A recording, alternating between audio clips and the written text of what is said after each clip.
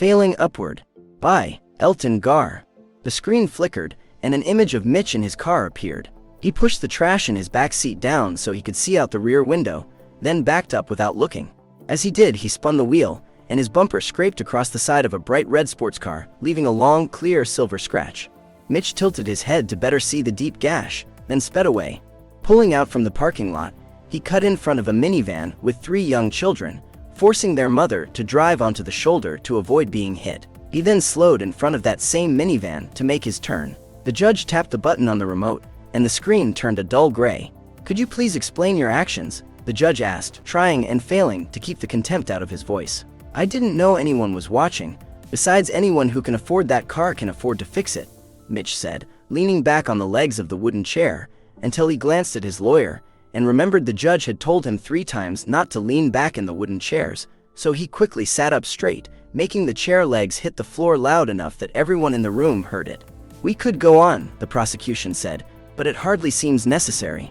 Every year Mitch has spent in the simulation, his actions have become more antisocial. In the last 5 years he has been fired from 4 jobs, 2 for stealing from the cash register, gotten into 7 fistfights, 1 with a 72-year-old woman, and done over $300,000 in property damage. I have never made this recommendation, but I believe the defendant is incapable of moderating his behavior in the standard simulation. If we wish him to mature enough to be born into our society and interact with real people, the only option is to change his environment and hope it aids in modifying his behavior. Unless the defendant wishes to defend himself, I think we can all agree," the judge said. Mitch stood up and said, "I think this entire process is unfair. How was I supposed to know someone was watching everything I did?" The sigh from the defense attorney next to Mitch suggested he had said something wrong, and the judge said, "You're supposed to do the right thing when people aren't watching." "Well then, someone should have told me that," Mitch said. The judge took a deep breath, calming himself, and banged his gavel. 4 bailiffs came from the back room. The 2 larger men took Mitch by each arm, and one of the smaller men said, "This will not hurt. You'll just forget any of this happened." He then took a small syringe and poked Mitch in the arm. Mitch woke to a sore back caused by the hard bunk. He looked around the tent for a few seconds, as a bugle made his headache much worse. Someday he was going to beat Private Merring to death with his own bugle, but not today. His head hurt too much, so he rolled off the bunk. He straightened the shirt he had slept in, making sure there weren't too many stains from the night before. He then sniffed at his armpit and decided it was good enough for 6 o'clock in the morning. If they wanted him to be more presentable, they needed to stop waking him up so early. He didn't bother to pull on his shoes as he stepped out of the tent, but he picked the rifle up out of the sand and kicked it twice with the side of his foot to knock off most of the sand. He then found a spot in the line of men, as far away from the commanding officer as possible, and tried his best to ignore the world. That didn't last long, as Major Pillock walked directly toward him. Why did he feel the need to go through this every day? Mitch had made it clear he didn't care if he screamed at him, unless the noise aggravated his hangover. Major Pillock stood 4 inches taller than Mitch, and he was staring at Mitch's feet. It took a few seconds for Mitch to remember he hadn't bothered to put on shoes.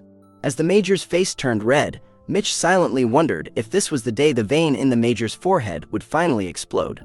Sadly, it wasn't, and after taking a few seconds to calm himself enough to speak, his commanding officer said, "Private, are you aware that the lives of the other men in this camp are in part dependent on your actions?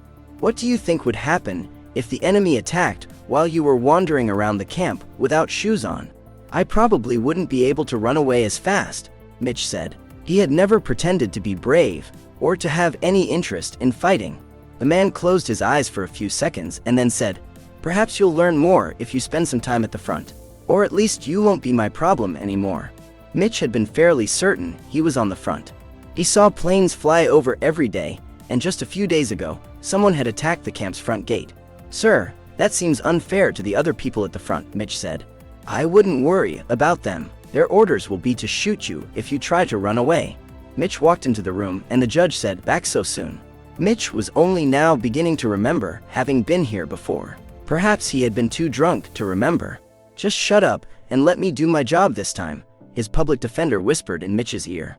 "Our intention was to give him 4 years of simulated combat experience in hopes the bonds soldiers form and the discipline learned in the army would moderate his behavior. It did not, the prosecutor said. This time, it was a woman with short blonde hair and a stern look. Mitch winked at her. She didn't smile back.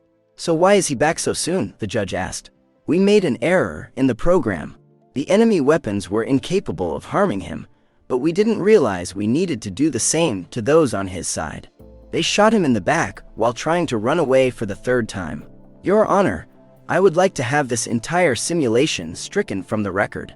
Courage is not listed as an essential trait of citizenship, and while showing it may have given us valuable information, it remains irrelevant.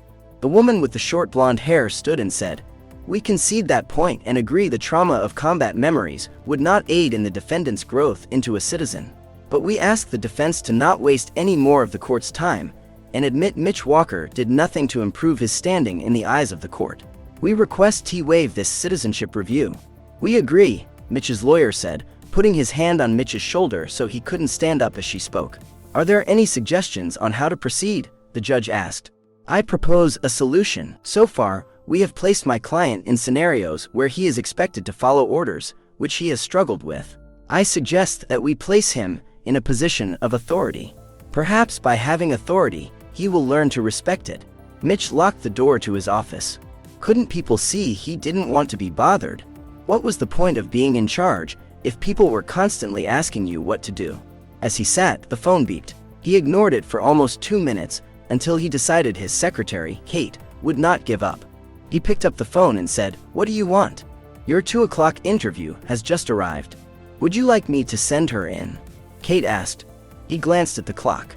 It was 3:15. He then walked over to the window and glanced out to see a tall, shapely blonde woman. He walked back over to the phone, picked it up and said, Tell her she has the job. Perhaps we'll finally get someone here who understands the concept of fashionably late and will quit complaining about having to wait for me. He could almost hear Kate rolling her eyes. Well, if she wanted to be in charge, she should have applied to be the manager instead of the secretary. Mitch wouldn't have bothered her so much if she was in charge. Some people just didn't understand the importance of good leadership. Perhaps she would understand better if she had to deal with things on her own for a while, he thought, and he unlocked the door. His secretary was talking to the woman he had just hired.